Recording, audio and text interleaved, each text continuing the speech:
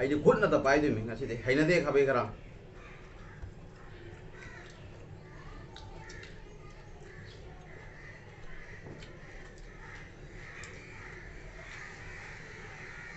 lai na su ko khut pi re sibu khabai ko tana mata mangan ba ke da ka ta jor jor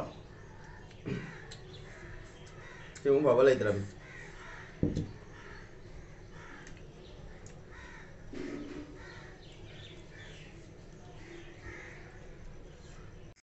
ngasi mukbanggi maruiba mathen kangsoi adai mathen do en saw do charage khamene sinbene adugaidi nusi hidak ne simgrup mana khar ne tawraga nga jai ba hapaga kangsoi thongage hai mya misino mya welcome mya momuka taram no cheri welcome adudi ngasi amuka no ba mathen ma pura lae ngasi gi sidi kangsoi ni thong achum ba nusi hidak ka dai simgrup kharaga tawraga khamene sinbi hapaga kangsoi thongjare ai di jam pame ai ulake macherama adugaidi asiga peru kangsu laire sesu ko ni adugaidi asiga nga taw ba kharaga asu nei khai bi ni khajing nei khai bi khajinga ko khajinga chawbaduga ai ma ngangi ai ta thuk tu mi me am se adudi chabor si sinau mayam ai ni jangi ado kay khoi no ne bi bai sinau mayam khoi channel si hu nu si biduna subscribe to biram like comment share subscribe to biyo ko bi gano nu si biyo chabor rage sakto thi ra su nu si biyo ba jadi hapsal lo happy ngai da isinau mayam kanglei pak na yai pare udo pa khang mana yai pare khoi sinau mayam punamang na yai pare chabor si khoi sinau mayam hau ra se ba na ngangi ngai ne loisal lage nga se na ka thammi ne nga bu ra di nga ore pun hama bani ko ai di hum ra ga mani hau ra ge ayom si da ba nusi da kangsoi ni jam hauri masi gi di chana jeng dri ngasi su jeng ge chara ga manam je kunung siama kau ini adu di aham bae chara tambira mi ba lain tho lemen gi mingda pok pai moinu gi mingda dai di huji khoi sinau me apana ma chawa horosi hau ye nusi da cái làm sao hau ri hak chang gi su pha ba no problem oi ba thì git tap jor haure saram nu huji ki sarabani su mei jang khara chaning ngia ba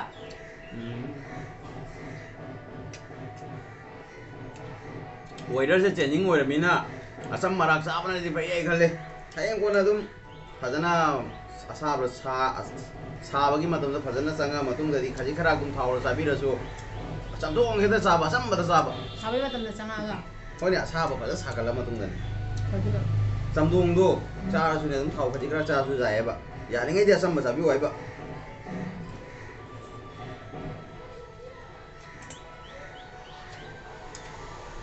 hai pi ma pesu bhajana hauri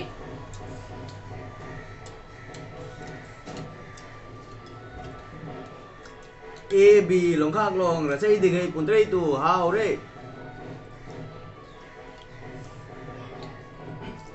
nusi da ki mana se jam na so boy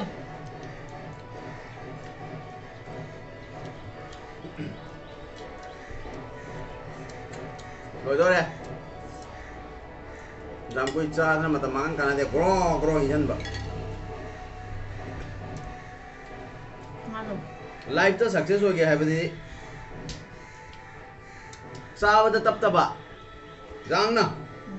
do mathang da akoi giru ja mai da thok ba bathroom sang da puine lebi da ba matam se makeup to sa pi ba as life to mi do success ho idram mi bathroom da jam matam mangan mi se ka tan ne ai thangal le ai ta do mi loi na magi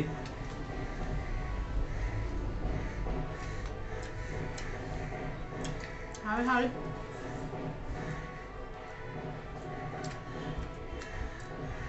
Kang Sui na su yai pare peruk na peruk ki yai pare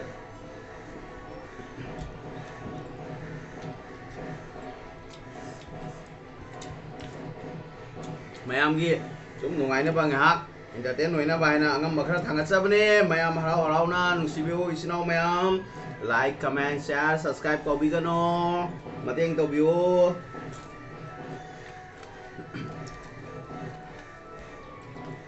Hindu मुस्लिम सिख ईसाई सब है भाई भाई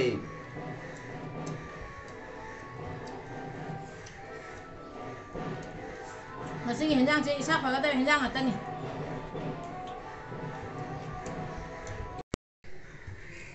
मसीगी हिंजांग हिदी हकचांग फब हिंजांग अतनी पेरुकसु हकचांग फै नुसी दाकसु हकचांग फै हावे हावे खरांग हिंदी आइमा खुद ना दोक दोक लौरा चादोइने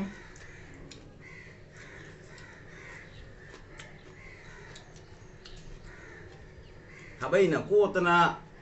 mata mangan kana dia ba cutting do tana पेरुक कांसु से जाम हावरी मसीगी पेरुक कांसु सिना ख्वाइदे हेले हावबा दो नुसी दाकसु हावरी इचना मयाम अखोइना वीडियो नमजबसिगा असोइबा क्या जावसो वारो बिगनो अदो मैम असुम नुसीबिदना चैनल असिबु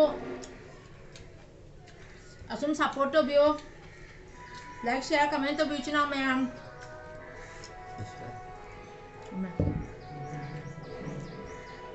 ये काम देने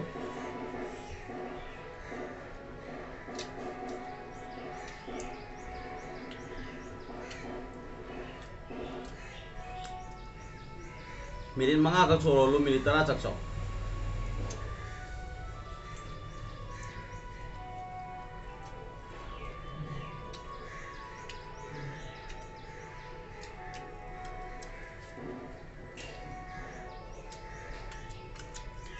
rồi đấy đúng lẹ hô đấy được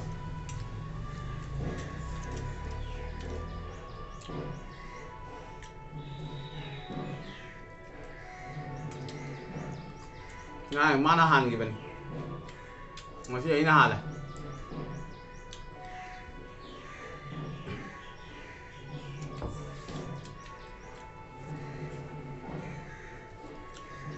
masih di kuda yo ina paile mem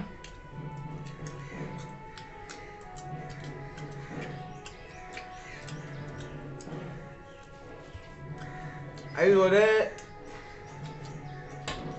còn Indo ka nakan na hamja gaya phasa dia ba okay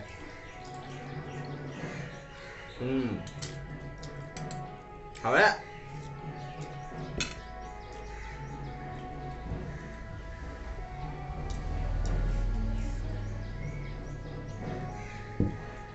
ai dia hawa di kurang janjan mini mata mangan ning dia ba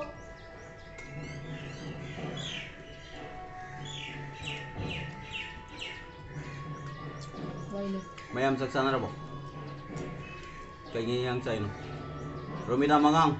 kayaknya yang no hau bro nang na thana cai yang hau mayam ta thok tana akoi yo khak ta ba hong num ba nang so hau ba yang khang do ta thok tana ut pai ngon da wakan noi ti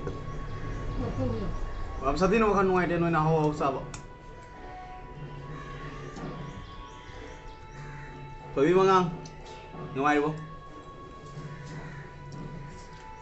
Pero ai di bom morning de ko thobi nan nga sa her ko do ai ramsa ja de khajik khajik ramsa ai ju bom mondo kra di do ni da minot bom thoiba bom मैम खंगरा बसी personal code नि प्रियंका नंग जो खंगेंद्रा बम माइ बसे हम personal अदो दिसिना ma'am नुसिबी ओ खै channel like comment share subscribe को बिगनु को प्रमुखु I love you ahal naman busu nuruk cari ingang sing busu matam kuting na nungay ay pada lain su faja tamdana asaw sang mihen mithoy oiba oy nante oijo like su faja tam gadam ni like na ta dikana di ajing matam se kasuloi da bagi sang ma security ma metric pass to bura matam ni ajing se metric pass to dari security bola udra mi dam lura ni ajing matam se Hana di panggil lepi cai yang bayar gaji di medik pas tau tadi security lau deh. Officer में थपम संगुदा computer compulsory हंगानी जना computer से तमदब यादे होना बताए जुंगी ahal laman gi sumateng pang batay imay pagi awa basu matang da mateng pang batay